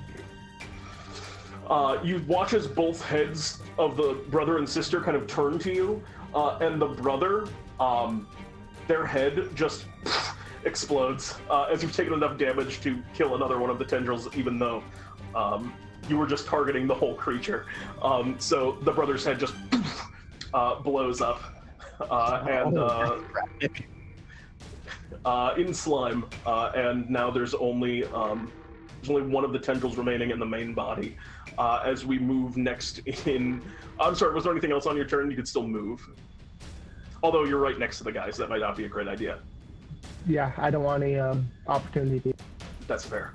All right, Dagger, what would you like to do? I have to move to get to the. You're right next to the main body right now. Attack the main body. Then. All right. Go ahead and make an attack roll. And I have advantage, correct? That is correct.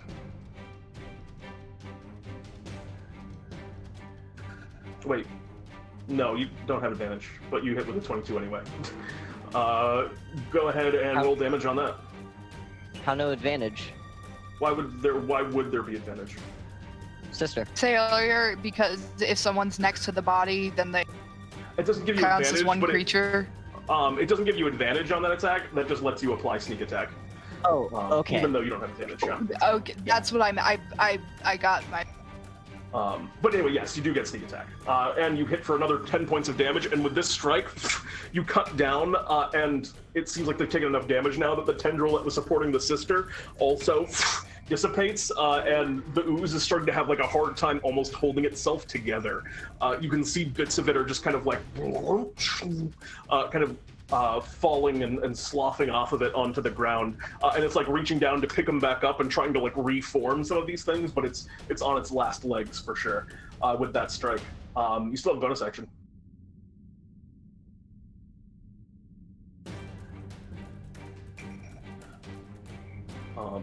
Oh yeah, I'll attack it again. Yeah, do it up. Okay. Get a short sword. I should call it short sword 2. A critical strike, nice. Go ahead and roll damage on that. Does a crit mean in D&D? I know it it's different. It'll put the damage You up for get- you. You get the damage dice twice. Oh, okay. So that's going to be another 8 points of damage. This time the short sword cuts deep into the form and it pulls up more slime, flies about the cavern, the creature. That is, again, it's very close. But it's still not quite enough to finish it I off. didn't kill it. Not quite. On death's door, though, as we move next to Sage. Sage, what would you like to do? Shoot it again. Yeah, makes sense. Hopefully All the is the main body. Go ahead and make that attack roll. Oof. The 10. The arrow kind of flies, but just it's a little bit dark in the cave, and it pushes a little bit to the right of the main body as it just kind of splashes into the water beyond. Is there anything else you'd like to do on your turn? Can I just close the distance and attack it with my short sword? Unfortunately, you can't do an offhand attack. You can close the distance and get ready for next time if you'd like to do that, but you can't make an offhand attack after making an attack with a regular ranged weapon, unless it's light. I wish to go mid-distance, somewhere in between my current distance and the... Okay, you get ready and kind of approach, closing the net around this wounded creature here. And we move to the top. It's going to be you, Faye. What do you want to do? Going to attempt to burn it again in my radiant light. Sacred Flame. Oof, this is a That's... dexterous ooze. The Olex is the most dexterous of all oozes. Is it actually? Yeah, it actually is a 16 dex. That's insane. Yeah. That's the same as my dex. Yep. The ooze kind of moves around the flame as it begins to fly into the space. And they're still holding on. Anything else for you? Man. Now that I know it's a dexterous ooze, I wish I'd have just shot it with a longbow. No, I don't think I have anything. They're gonna get one more turn, it looks like, unless... Oh, this is actually pretty dangerous. It looked like they were cornered, but I didn't think it'd make it to them again. They're going to... they're gonna look to you right in front of them, Dagger. I need you to make me another wisdom saving throw, as it's gonna try and eat your memories again. Gosh darn it. It's okay. Oof. Come on. You take another 6 points of psychic damage, and Jorgmir, it's going to slash at you with a tentacle, which unfortunately, it had disadvantage, but it misses either way.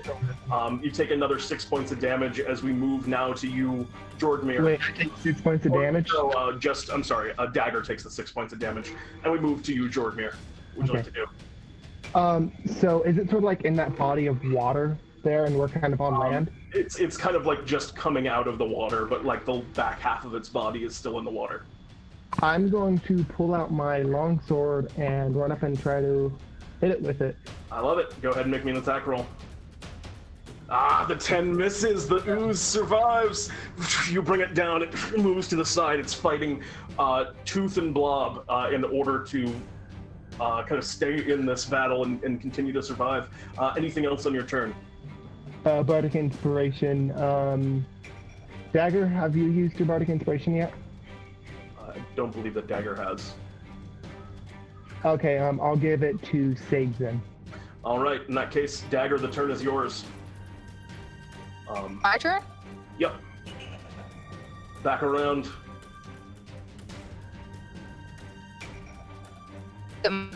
My turn? Yep, it is. Ooh, I do have a chance to kill it. You got a shot. This bad boy. The 9, unfortunately, is going to miss. Don't get Bardic Inspiration. Your roll is decreased by 5 because of the memories that have been extracted from you, so it's only a 4, so you might not want to use Bardic Inspiration on that one. Yeah, can I roll... I do the second one? Attack. Yep. Oof. The critical failure. You go and strike, and this ooze persists against all odds. This ooze is gonna kill us all. This ooze is immortal. As you go to strike down onto it, you find you stumble a little bit in the water, your head still reeling from the psychic energy that you've taken. Sage, the turn is yours. What would you like to do? Close the distance and just slash it with my short sword. Go ahead and make me an attack roll.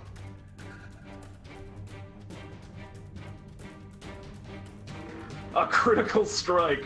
Go ahead and roll damage on that. Wait.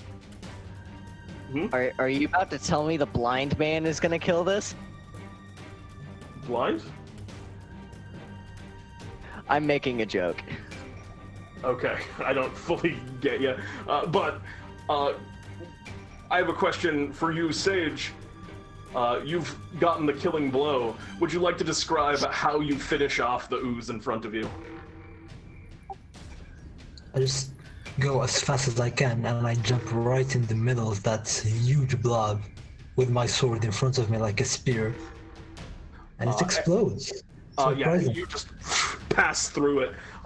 Your body kind of acting as the handle of the spear for your short sword, the point.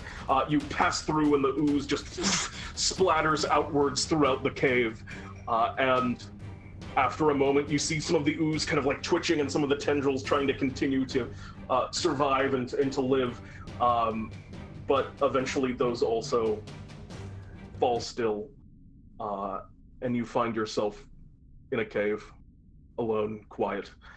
And behind you, Wilson kind of looks over at you. You did it. The town of Barrow won't be the same, but at least it can be a town again now. Thank you, heroes. I hope that's the last we ever see of anything like that. We still have. After all that, Faye is gonna pull out her calligrapher's tools and some papers and start writing obituaries. Oh dear. And with that, Assume we're gonna get out of the well first. Yeah, in the kind of wrap up, we don't have to play through all of you getting out of the well. Eventually, you make it out of the well. You get back to the town, and each of you are rewarded with 100 Bartholomew bucks. Each of you gain 1 point of experience, which means that if you were level 1, you are now level 2, and you have successfully completed this adventure. Congratulations, heroes. Yay. You've beaten the Oblex, and with that, it's going to wrap us up. But would any of you like to shop? I don't have enough to do a pull. Yeah. Yes, how much does upgraded armor cost? Upgraded armor is 100 Bartholomew bucks. Yep. Let me Okay, get up to parse that. Would you like to? A shill out for some studded leather. That we can do. You return to the shop, Bartholomew. Greetings, adventurers. I've had a bit of a long day, but I'd be happy to take any orders that you have at this time. What can I get for any of you?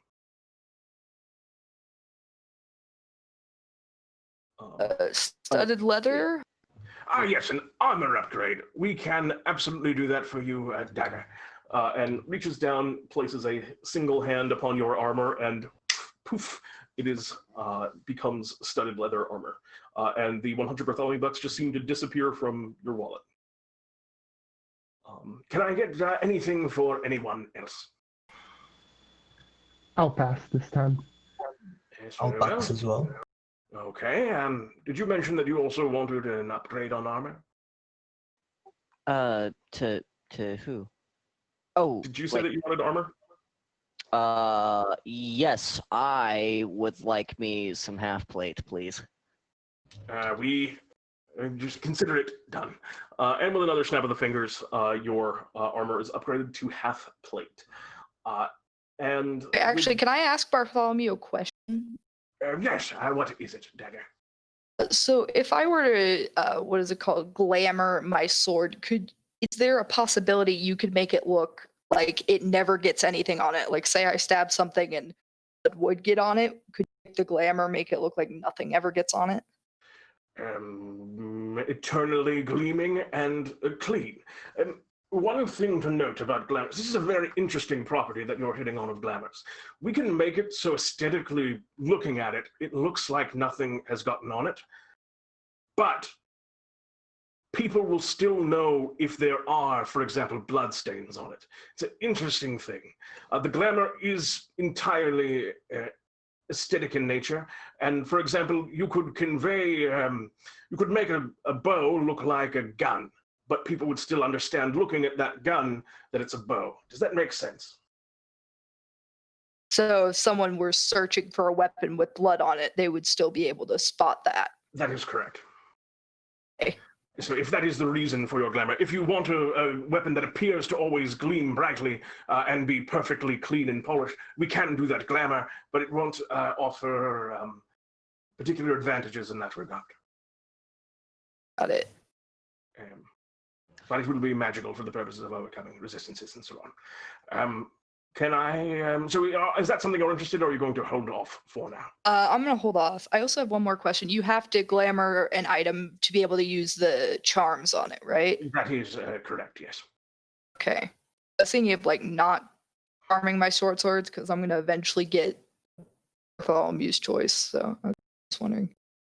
Well, one of the things that you can do if you take the time to like glamour an item now is when you make your Bartholomew's choice, you can always kind of upgrade, right, that existing weapon as part of the Bartholomew's choice. If it's something like, I'm just concerned about spending a bunch of money on the short swords I have now and then getting a cool sword from Bartholomew's choice and then just like not using. We'd recommend not to worry too much early on. Again, once you get to Fable tier, your salary literally doubles, which you're going to get there sooner than you think. You're already, what, 2/5 of the way there. Once the salaries start to go up, you start to make a lot more money a lot quicker. It becomes easier to get those higher tier items as you get forward. So sometimes it's nice to have that in the early game, but also, you gotta follow your dream though. Yeah, chase your own bliss. So for now, you are holding off, correct? Yes. Very good. Hearing no more, Jeremy, I believe that we should to the outro screen.